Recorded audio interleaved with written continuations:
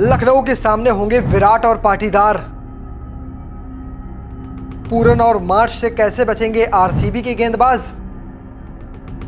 Tata IPL का match number 59 मुकाबला खेला जाएगा लखनऊ बनाम आरसीबी। ये मुकाबला 9 मई यानी आज खेला जाएगा। शाम के 7:30 बजे मुकाबला शुरू हो जाएगा।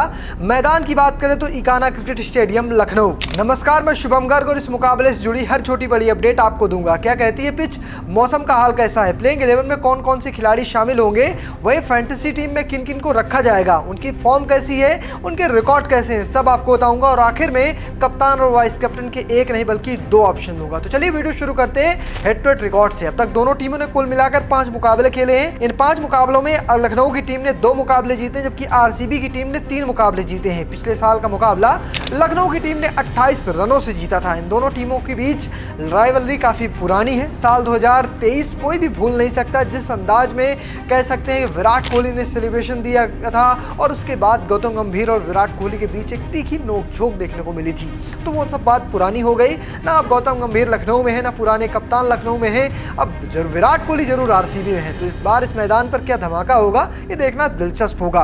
ये तो बात हो गई इस टीम के रिकॉर्ड्स की। लेकिन अगर बात करें पिच की, क्योंकि पिच बहुत ज़रूरी होती है। लखनऊ की पिच इस सीजन से पहले तक गेंदबाजों के लिए जानी जाती है। जब भी इनकी काली मिट्टी में मुकाबला खेला जाता है कमाल की गेंदबाजी होती है, स्पिन को खूब मदद मिलती है। लेकिन जैसे ही मुकाबला लाल मिट्टी या फिर काली और लाल मिट्टी की मिली हुई पिच पर होता है बल्लेबाज यहाँ रन बनाते हैं। आज इस साल से पहले तक आईपीएल के किसी भी मुकाबले में यहाँ 200 रन नहीं बने थे, लेकिन इस बार यहाँ कई बार ये कारनामा किया जा चुका है। तो चलिए इस वीडियो में विस्तार से इस पिच के बारे में बताता हूँ। इकाना क्रिकेट स्टेडियम की पिच आमतौर पर गेंदबाजों खास करके स्पिनरों के लिए अनुकूल मानी जाती है। पिच की सतह धीमी होने के कारण गेंद बल्ले पर आसानी से आती है जिससे बल्लेबाजों को शॉट खेलने में कठिनाई होती है। इस साल पिच पर हुए बदलाव के कारण अब रन बनने लगे हैं। टॉस जीतने वाली टीम अक्सर पहले गेंदबाजी करना पसंद करती है क्योंकि पहली पारी का औसत स्कोर लगभग 166 रन रहता है। इस मैदान पर अब तक आईपीएल के 19 मुकाबले खेले गए हैं और इन 19 मुकाबलों में से 8 मुकाबले पहले बल्लेबाजी करने वाली टीम ने जीते हैं जबकि 10 मुकाबले दूसरी बल्लेबाजी करने वाली टीम ने जीते हैं। ये तो एक रिकॉर्ड है। अगर बात करें आरसीबी की तो आरसीबी ने इस मैदान पर 1 मुकाबला खेला है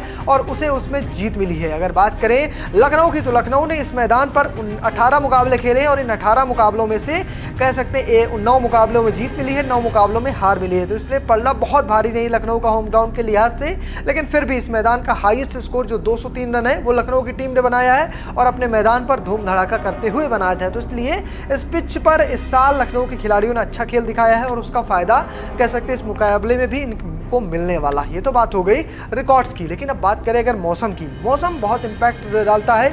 अगर बारिश होती है, बादल छाए रहते तो ओस का असर थोड़ा कम देखने को मिलता है। दूसरी पारी में गेंदबाजी करना आसान होता है। क्या है मौसम, चलिए जान लेते हैं। आज लखनऊ में बादल छाए रहने की उम्मीद है। यहाँ का अधिकतम तापमान 37 डिग्री सेल्सियस रहेगा। हालांकि मैच के दौरान तापमान 30 डिग्री से कम ही होगा। आज बारिश की हल्की संभावना है। शाम को ओस के कारण दूसरी पारी में गेंदबाजों को थोड़ी सी दिक्कत हो सकती है। ये तो बात हो गई पिच और मौसम की। लेकिन प्लेइंग 11 में क्या बड़ा बदलाव होगा आपको बता दूं। आरसीबी के लिए एक बड़ा झटका है। आरसीबी के लिए जो दूसरे इस साल विराट कोहली के बाद किसी ने सबसे ज्यादा रन बनाए हैं वो नाम है देवदत्त पडिक्कल का। अच्छी पारियां खेली, कई मुकाबलों में दमदार प्रदर्शन दिखाया है और अब वो चोट के कारण पूरे टूर्नामेंट से बाहर हो चुके हैं।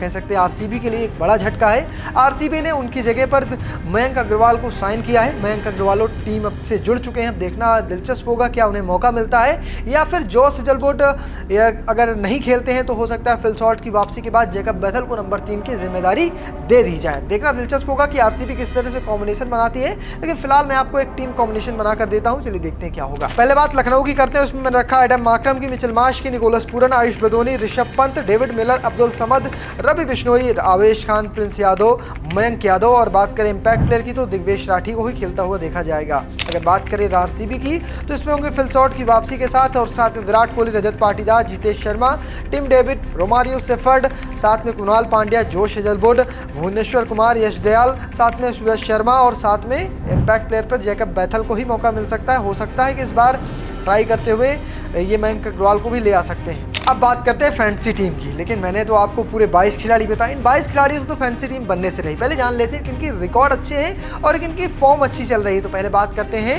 लखनऊ की। इसमें पहला नाम आएगा निकोलस पूरन का। निकोलस पूरन ने अब तक इस टूर्नामेंट में 11 मुकाबले खेले हैं, 410 रन बनाए हैं, एवरेज 41 का, स्ट्राइक रेट है 200.98 का। अगर बात करें रिसेंट फॉर्म तो पिछले 5 मुकाबले बेहद खराब गए हैं। पिछले मुकाबले में 6 रन, उससे पहले 27, 9, 11 और 8 रनों की पारियां वो खेल चुके हैं। इसके बाद बात करें एडम मार्करम की तो 11 मुकाबले में 348 रन, 31.6 का एवरेज, साथ में 146.8 का स्ट्राइक रेट। रिसेंट फॉर्म की बात करें तो पिछले मुकाबले में 13, उससे पहले 9, उससे पहले 52 और 66 रनों की पारियां वो खेल चुके हैं। अगर बात करें दिग्वेश राठी की, 11 मुकाबले 12 विकेट, 8 की इकोनॉमी, 22 का स्ट्राइक रेट। रिसेंट फॉर्म की बात करें तो पिछले मुकाबले में 2 विकेट, उससे पहले 1 विकेट, आखिरी के 3 मुकाबलों में सिर्फ 1 विकेट चटकाया है। जिस तरह से निकोलस पूरन की फॉर्म डिप हुई है, जिस तरह से दिग्वेश राठी की फॉर्म डिप हुई है, जिस तरह से शार्दुल ठाकुर की फॉर्म डिप हुई है, और इसके बाद से ही लखनऊ का हारना शुरू हो गए हैं। लखनऊ ने अब तक सिर्फ 5 मुकाबले जीते हैं और इस वजह से उनका प्लेऑफ बहुत मुश्किल नजर आ रहा है। अगर आज या कहीं ये मुकाबला आरसीबी से वो हारते हैं तो कह सकते हैं उनकी भी उम्मीदें प्लेऑफ में पहुंचने की खत्म हो जाएंगी। अगर बात करें अब दूसरी टीम यानी आरसीबी की, जिसने अब तक 8 मुकाबले जीते हैं, इनसे 3 मुकाबले ज्यादा हैं, पॉइंट्स टेबल पर नंबर दूसरे पे है, 16 पॉइंट है इस पूरे टूर्नामेंट पे। तो इसमें कमाल का प्रदर्शन विराट कोहली का है। विराट ने इस साल 11 मुकाबले खेले हैं, 505 रन बनाए हैं, 63.3 का एवरेज, 143.46 का स्ट्राइक रेट है। रिसेंट फॉर्म की बात करें तो पिछले 4 इनिंग में 50 लगा चुके हैं, वहीं आखिरी इनिंग में सिर्फ 1 रन आया था। अगर बात करें रजत पाटीदार की तो 11 मुकाबले 339 रन, एवरेज 24 का, स्ट्राइक रेट 140 का।